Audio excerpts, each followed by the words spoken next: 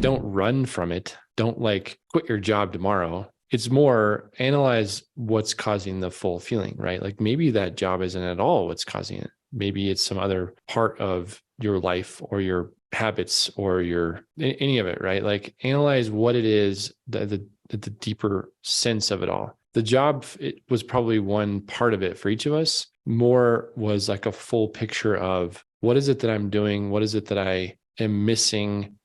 And yeah, I think, gosh, so many people can resonate with that Monday thing. Like, oh, Monday. Yeah. It's like I, the Sunday night doldrums. It's like, oh. yeah. What is it called? Sunday scaries? Is that what it's Yeah. called? Like that's so real. I remember having that job in Denver, and this one I will talk crap about. I hated that job. I won't say any names, but let's just say it was quite boring engineering.com. And it like, again, it was like a good job. And it was at a time when the economy was crashing, like 2009. I was lucky to have a job, but oh my gosh, was I miserable. Yeah. And I hated Mondays. So I think a lot of people could resonate with that is sometimes it is the external and sometimes it's the internal. More likely, it's probably a little bit of both. Yeah. So be willing to take the risk and the effort to make it work. So then, what you also said was like, find the groove. I think a lot of people will do that. Like, we'll just say, I'm going to more or less check out until either Friday afternoon or my 1 week vacation, like, and then I'm kind of in this like crappy zone for the rest of the time.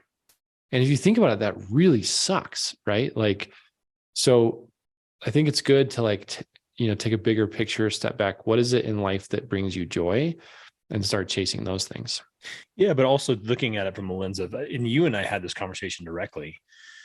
And then toward the end, especially, it was like, man, it's time to get out.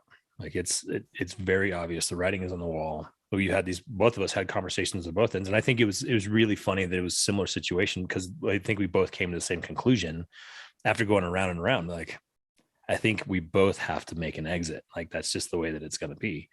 But it came time to me to make that decision, not based on like, God, this sucks. And it's like, I got to get something else. Like, it was more about really looking at the time that I was allocating, the energy that I was allocating to that spot and how much of my existence was in that feeling.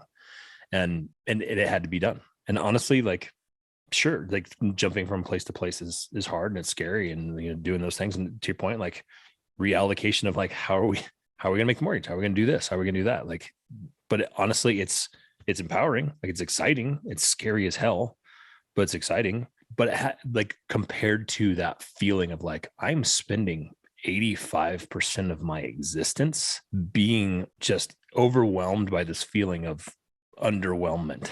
Like, this is how I'm living. I'm living in this rut. And it's not acceptable anymore. Like, that's ultimately, I think, what I came to a conclusion of, like, what am I allowing in my life? What's acceptable for me? This is no longer acceptable for me in my life, regardless of the consequence in the near term.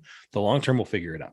Regardless of the consequence in the near term, have a conversation with Jen, had a conversation with you, but like, what are you willing to accept in your life? And if the answer is like, I can't do this anymore, I can't feel this way anymore, I can't live my life this way anymore, or in the near term, or the thought of like feeling this way for another year or 2 years or 5 years or 10 years or 20, depending on how old you are and how much time you have in your career, like, what's the worth of that? What's the weight of that?